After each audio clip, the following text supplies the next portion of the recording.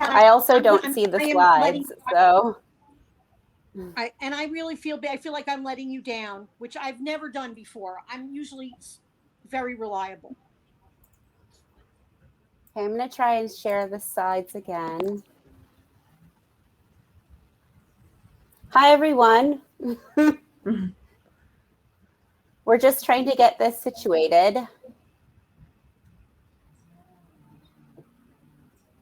My control room chat, my slides are shared. I see them in the preview. Somebody needs to make them the big screen. There we go. Yes, we got it. But we need to get Cherie here. So whoever can move her, please move her.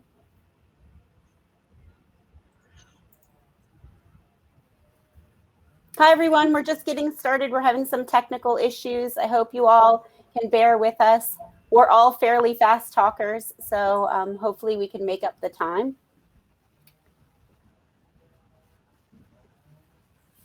So Cherie got kicked out. Something's wrong with her computer, so we'll get started. And Elise and Sarah, I'll be Cherie, okay? Okay. Okay. So hi, everyone. Thanks for coming.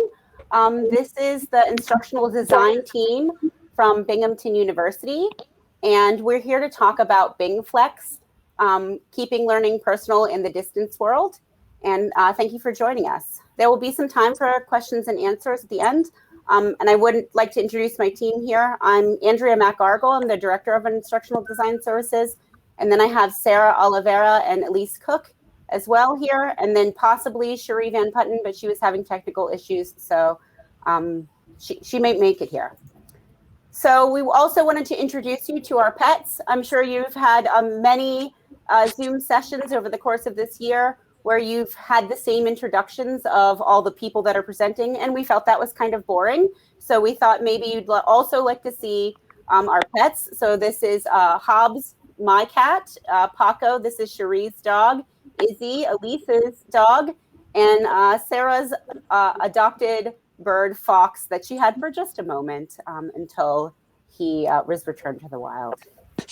So today we're going to talk about 6 different things in related to Bingflex. First, we're going to explain that Bingflex term. What does that mean? Because I know that you have all most likely heard of HighFlex, and so we're going to talk about why we didn't use HighFlex and what Bingflex is. We're going to talk about our Classroom Technology Assistant program.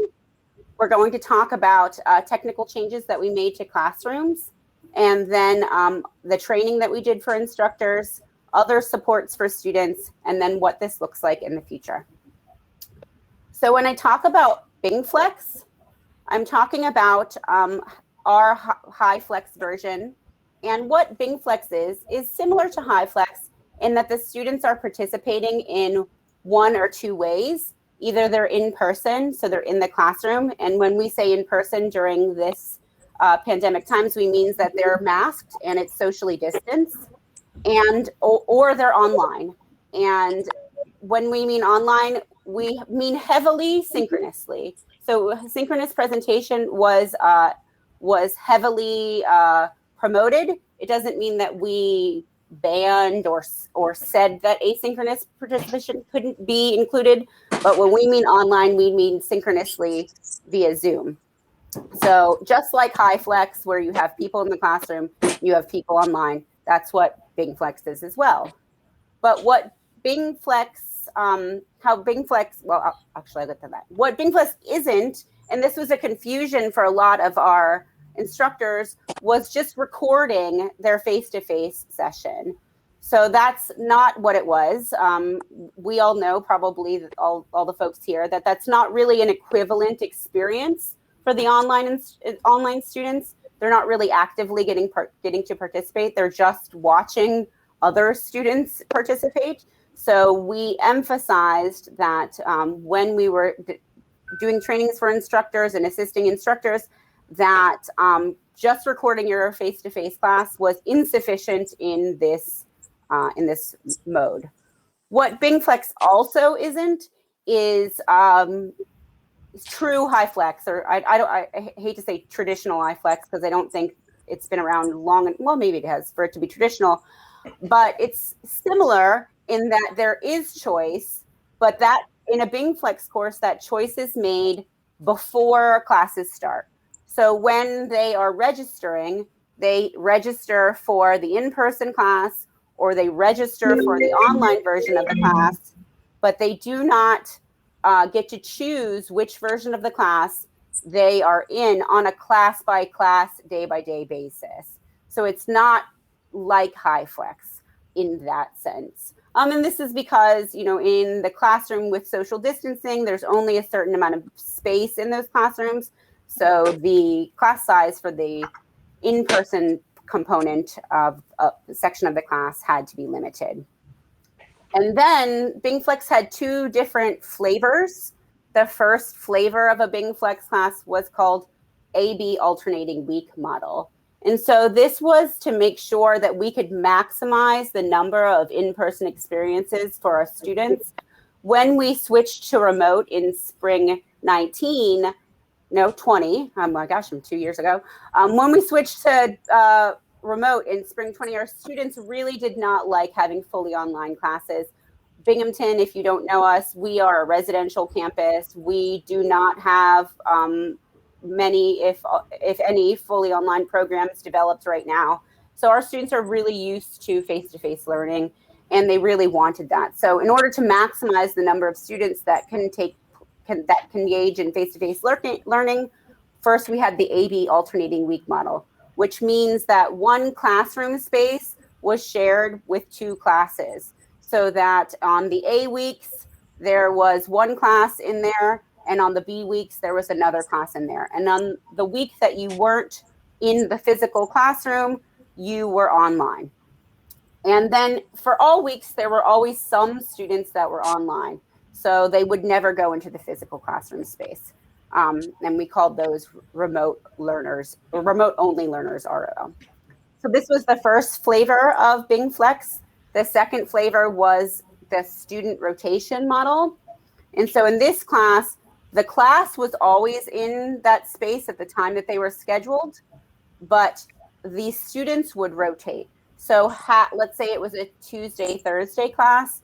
Half the students would be there on Tuesday. The other half of the students would be there on Thursday. And then when they weren't physically present in the classroom space, they were online, usually via Zoom, which is the platform that we used.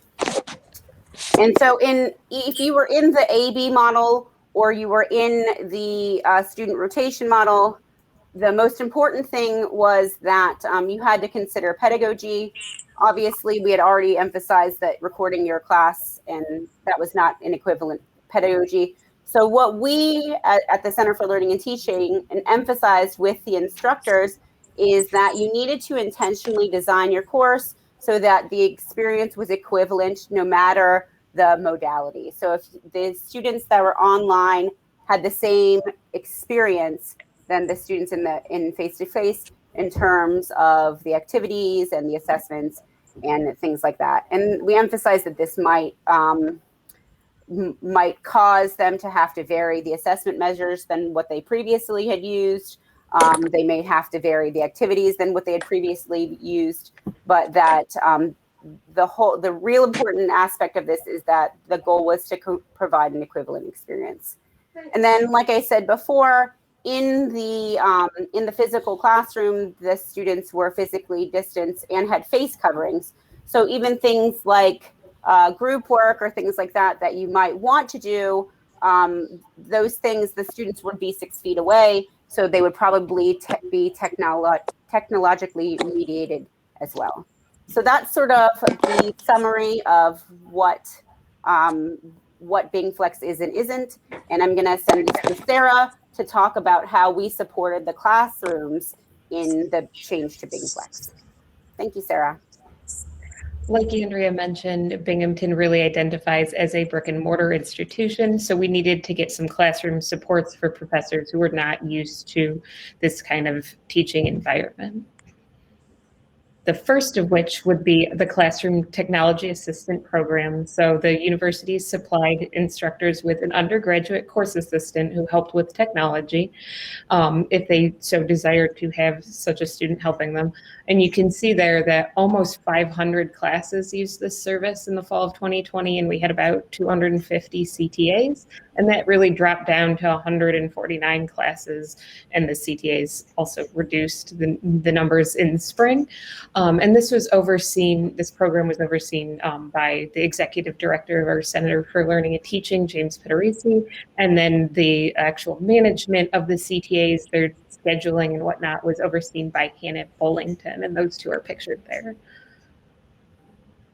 So for an overview of what these CTAs did, their big role was assisting instructors with Zoom and Panopto. There was some confusion with instructors about what that role was in the beginning, but we kind of got that sorted out through the course of the fall semester. And another big thing with this was a lot of federal work study students on campus lost their ability to be able to find federal work study jobs due to social distancing requirements and things. So about a third of the campus federal work study funds were moved to the CTA program and gave those students that opportunity. And it was implemented in fall 2020. And over the course of the academic year, they learned some really big lessons, like they really wanted in-person training for classroom IT. A lot of the connections, like, do I use this with a PC? Do I use this with a Mac? Students really wanted to be able to have that hands-on interaction there. And then another big one, if you've worked with scheduling student workers, app-based communication. In the beginning, James and Hannah were getting anywhere from 500 to 1,000 emails a day from either faculty, students. And they moved the student scheduling and communication to Slack, and that's can be app-based, and it's much more like texting, and that worked a lot better moving through scheduling in winter and then spring 2021. And some of that change from the 470 classes down to the 139 was that instructors just needed more time to get used to this technology. And then they used a rollout registration system for scheduling, which kind of paved for a smoother process in the spring. And the other thing is the students chose courses that they knew something about to be of further assistance. So that was really helpful. And the CTAs didn't just assist with classes. They assisted with some of the other campus-wide events, like the 3-minute thesis program. So this is something that for the rollout of software in the future that they're really considering continuing to use. And then another support were changes made to the classrooms. And so our Center for Educational Communications, that team worked tirelessly over the summer of 2020 to kind of implement the technology changes required to support Bingflex, things like installing mic systems and providing instructors with their own mics, adding USB cameras and document cameras to classrooms, and building broadcasting systems for instructors who wanted to have a Panopto recording studio. And then this information, the next slide, Andrea,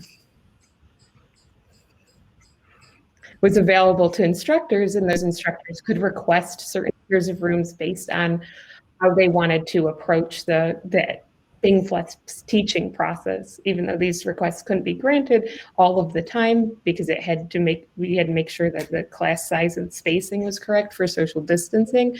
They really tried to work with instructors to make sure that they had all the technology needs to meet how they wanted to teach.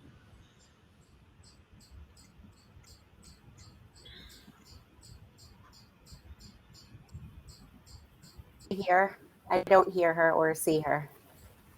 I can. Okay, I'll be sure. All right. So because this was a big change for our faculty, one of the things that we had to do, obviously, was train our faculty to deliver courses in this modality. So we did this in 5 different sessions.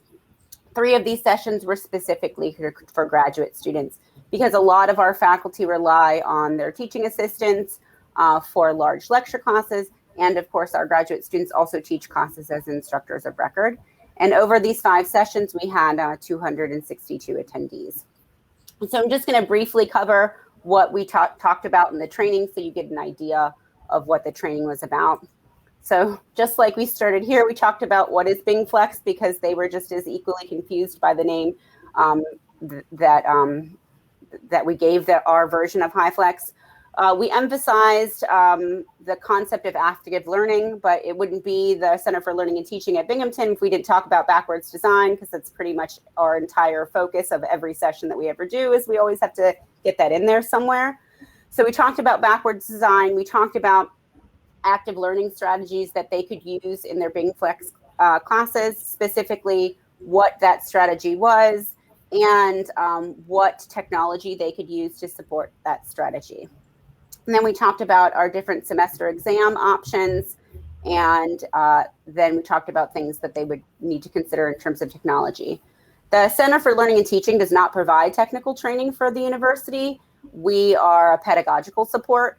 So in these sessions, we also talked about where they could go to get technology training and support.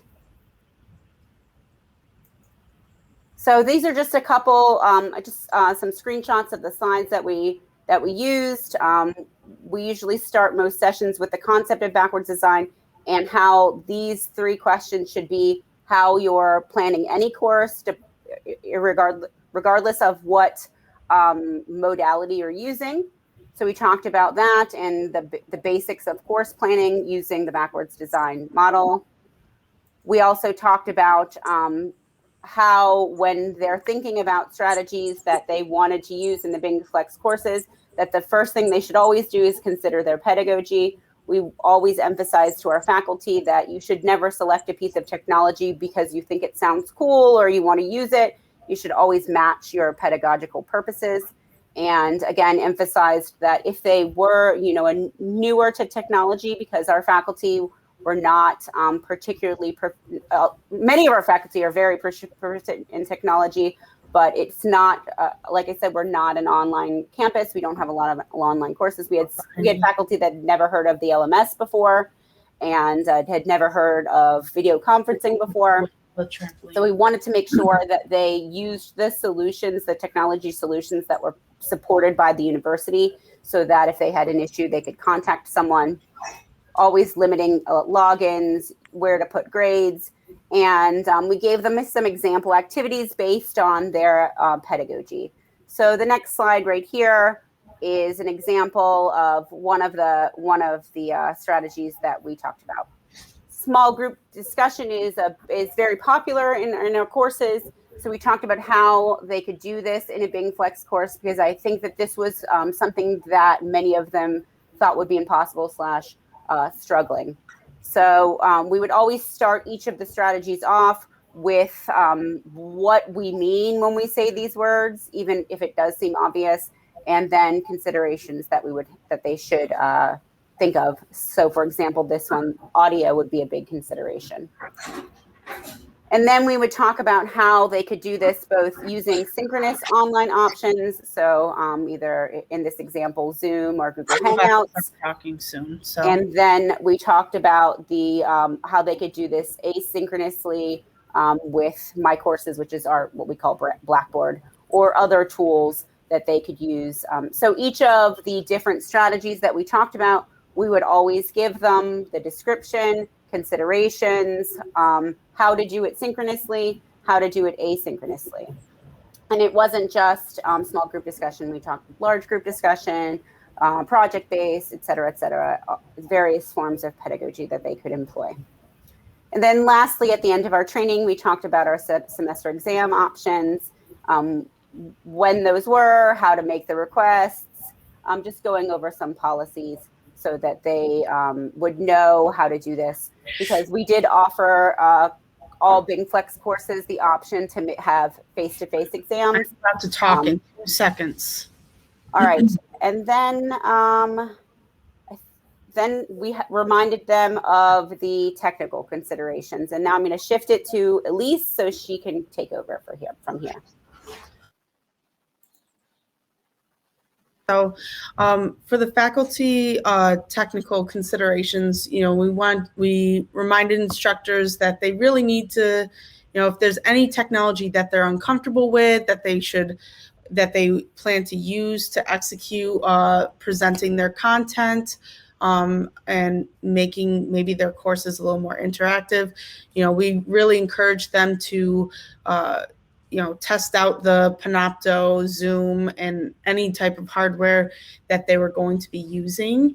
And if they had any issues with that software or technology, that where they might be able to go, like for the technical training. We wanted to we also reminded them about the classroom technology assistance, that they are available to them. They just have to put in a request for them, and and that we covered in a lot of our sessions about how they can achieve audio and video the considerations while they're doing any of these streaming for Zoom, or if they are recording small segmented videos, and how to get the best quality for their content. And we had different, there are different channels in which they had to go to request the technology. We provided the links to certain forms that they were able to fill out, and they would get issued that technology, whether it be microphones, laptops. Hotspots were an issue for some people for internet. So those were considerations we were able to meet for them through our ITS department. We wanted them to know that when they are doing video and audio, they need to make sure that their acoustics are sufficient for students to hear the instructor, as well as the remote students who are virtually present, making sure that there's no feedback. And, will you need to mute and unmute participants? These are things to consider. And how will you minimize, that, like I said, that feedback that from the audio bouncing off from the acoustics and the computer microphone. The different video considerations. How will you ensure that the camera is pointed on the person who's talking if there are multiple people engaged in the discussion? How, if you intend to use a whiteboard, how is that going to be seen and shown on camera? Should the camera be in front of the room looking at the students, or should it be in the rear of the room and looking at the faculty? So those were different things that they had to take in consideration if they were going to go about using when they went about using video and audio. The technology requests, like I said, there was through our ITS department, and you would contact their department chair, and they would put in the request. The request would be vetted by the CLT for the appropriateness of that request to make sure that it met up with what they wanted to achieve. And let's see. And then, obviously, like I said, we reminded the instructors about the campus technology support offices, in which, between the UCTD and ITS department. I guess the next one, Andrea. Let's see.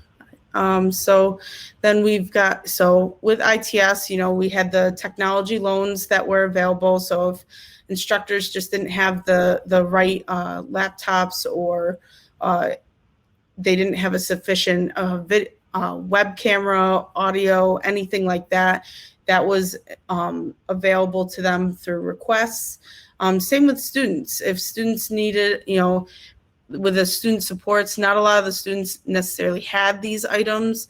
So, especially internet, if they had very unreliable internet, the university was actually providing some hotspots for the students to increase their accessibility to their courses and anything they needed to do through virtual learning. Student affairs, they had different the Fleshman Center of Career and Professional Development. They hosted virtual job fairs, different internship fairs, and had different resources for them based in a virtual environment for career options. Center for Civic and Engagement, they had their online and virtual service opportunities as well. So they tried to build as much of a virtual support for the students as they could, and I think it is relatively successful in terms of meeting the students' needs and trying to address any issues they might have being in a virtual setting. Dean of Students had use the emergency funds and had the case management for students to be able to be successful in this environment. So the future of Bingflex, we are going back to full-time face-to-face learning this fall. Aside from the courses that were already online.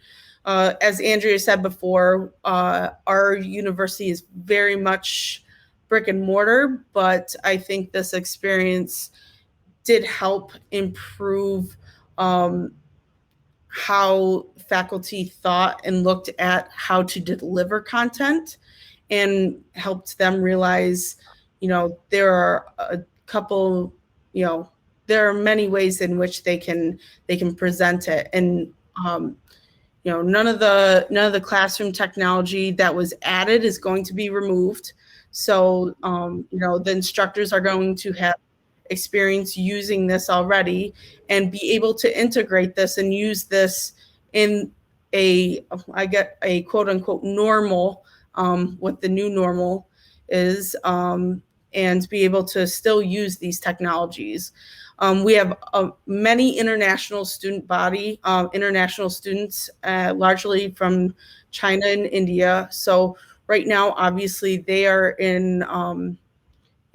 having a lot to deal with right now. So they have to use these virtual classrooms and virtual settings in order to continue on with their education. So, it's very important to maintain and keep this established as a resource as resources for them. So it's highly likely that some courses are going to still have Bingflex components to accommodate these students who might not be able to return just yet, given the circumstances. Thank you, guys. Does anyone have any questions for us today? Yeah, we have about 2 minutes left. And so if anybody had any questions, we'd be happy to answer them if you want to put them in the discussion forum. If not, I could go back to that slide with our pets, because that was really interesting, I know.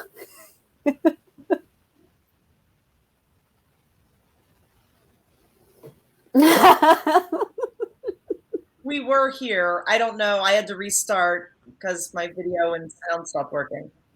Here's Paco. He's going to go back to sleep now. So we appreciate you all coming. Yeah, Robin, we love Paco too. Appreciate you all coming today. If you have any questions ever about what we did with Bingflex, I know these sessions will be recorded. I see a question in the chat. Do you think any faculty prefer this method over the traditional classes? No, I don't think so. I think people liked to teach online. I know we've had a lot of people that said they really liked teaching via Zoom. They thought it really brought the students that normally sit in the back row to the front row, and they felt it made it more equitable. And they had students that liked online teaching or synchronous online teaching, but nobody really liked Bingflex. And I can't say that it's not because of Bingflex. I think it's that, to really get the benefits of Bingflex, you need a dedicated classroom space. And because we just didn't have the time to build a classroom space that was super dedicated. But I do know that, possibly in the future, we will do that and then see if people are interested in it. Our training sessions were 60 minutes. minutes. I see that Andrea Gilbert asked that. They were 60 minutes. And then we recorded all of them, but we record everything. So, All right. Well, we have 12 seconds left. I appreciate you all coming, and it looks like we're getting the countdown. So thank you all. Feel free to reach out if you have any other questions. Thank you.